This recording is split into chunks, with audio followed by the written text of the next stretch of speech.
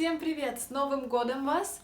Я собиралась снять это видео 30 декабря, и тогда я бы сказала с наступающим или с наступающим Новым годом вас, но уже наступил январь, поэтому с Новым годом! Сегодня я хотела немножко рассказать о своем Новом годе, о том, как я встречала его в этом году, а точнее, как я создала для себя и для нашей маленькой новой квартиры новогоднюю атмосферу. В этом году я неожиданно для себя переехала в другую страну, я переехала в Турцию. Я переехала только с одним чемоданом, больше у меня ничего нет, поэтому пришлось быть очень минималистичной. Но вот наступил декабрь, да, приближался Новый год, возможно, вы знаете, что Новый год — это самый главный праздник для россиян. Так получилось.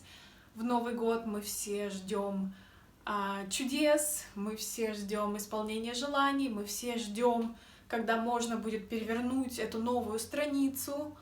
И в этом году новая страница особенно была нам всем нужна. Поэтому Новый год просто настолько особенный праздник в России. Я думаю, нигде его так не встречают, как в России. И, конечно, хотелось новогоднего настроения.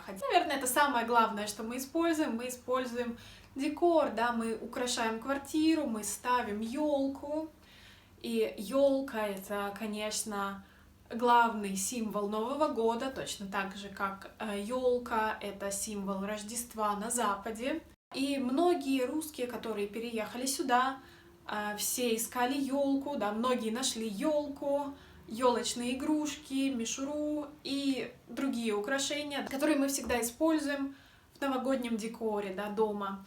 Но я не стала искать елку, как все.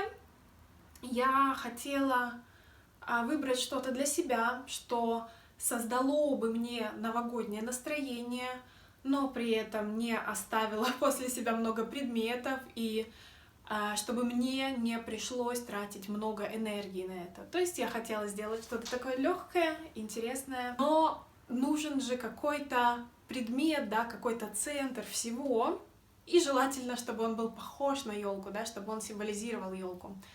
Что я сделала в этом году? Да, на самом деле это просто букет, и он состоит только из 3 ингредиентов. Мне показался он очень новогодним. Сейчас он уже не очень хорошо выглядит, он стоит уже несколько дней. Он уже не очень свежий, но все еще красивый. И главное, что он радовал нас эти дни. Что меня вдохновило на этот букет, это вот это растение. В России мы немного его видим. В Турции оно продается сейчас в каждом цветочном магазине. Это растение по-русски называется иглица. Иглица от слова игла, да, needle, потому что у него очень острые листики, как иголки, да. У елки тоже есть иголки, как мы знаем. Да, иглица — это такое растение, очень новогоднее, у нее есть вот эти красные новогодние ягодки. По-турецки она называется кокина, то это происходит от греческого слова. Коккинос по-гречески значит красный, и мы видим, что эти ягоды красные. Наверное, розы ассоциируются у нас с весной или летом, когда цветут цветы, но на самом деле даже сейчас на улице цветет много роз, и роза — это, наверное, последний цветок, который остается цвести зимой. Поэтому я подумала, что это тоже достаточно хороший выбор для зимнего букета, для такой зимней елки. Поэтому здесь есть тоже розы. Роза по-турецки называется гюль. И кроме этого я добавила несколько веточек эвкалипта. Не знаю еще почему, но у меня он ассоциируется с зимой. Поэтому я добавила сюда несколько веточек эвкалипта. Кроме того, я попросила флориста дать мне несколько веточек иглицы и эвкалипта, просто так, чтобы украсить квартиру в других местах. Это маленький букетик, поэтому он лежит у меня здесь на столе. И это все, вот такой букет, у него тоже веселая упаковка. Кажется, что не новогодняя, но смотрится отлично. вся наша новогодняя сцена получилась в таких зеленых и оранжевых цветах, что, мне кажется, отлично подходит к Новому году. И что же там есть, кроме елки? Не могли не купить и не положить туда 2 килограмма мандаринов и немного апельсинов, потому что мандарины — это главный новогодний фрукт. В России, когда приходит декабрь, люди начинают покупать мандарины килограммами, все время есть. Да, мы очень любим мандарины, и мандарины крепко ассоциируются с Новым годом, поэтому мандарины всегда должны быть, тем более они красивого оранжевого цвета.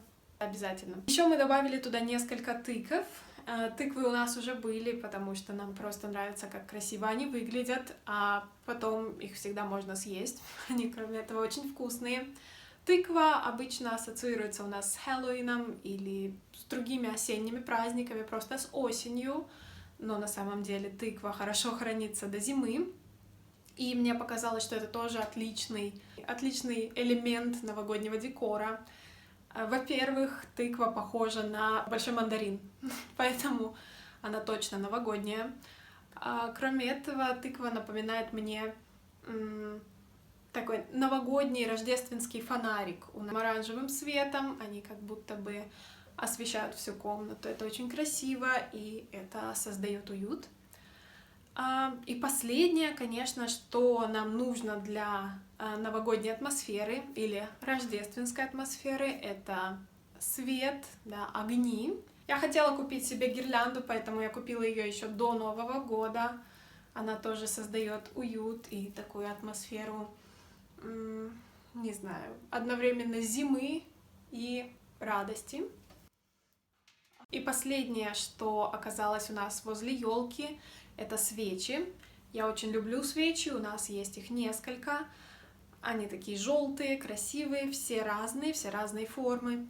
И когда ты зажигаешь гирлянду, зажигаешь свечи возле этой елки, все выглядит, я думаю, максимально по-новогоднему или по-рождественски.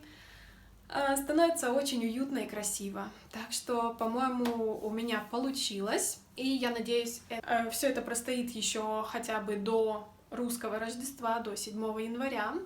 Все эти элементы можно съесть или использовать. То есть, по-моему, получилось очень минималистично, свежо и интересно. Поэтому я довольна. И если вы досмотрели до этого момента, какие элементы декора нравятся вам и какие элементы декора вы бы использовали, чтобы создать новогоднюю атмосферу, когда у вас нет много времени или других ресурсов, чтобы сделать все по-настоящему, по-традиционному. На этом все. Всем спасибо за просмотр и пока!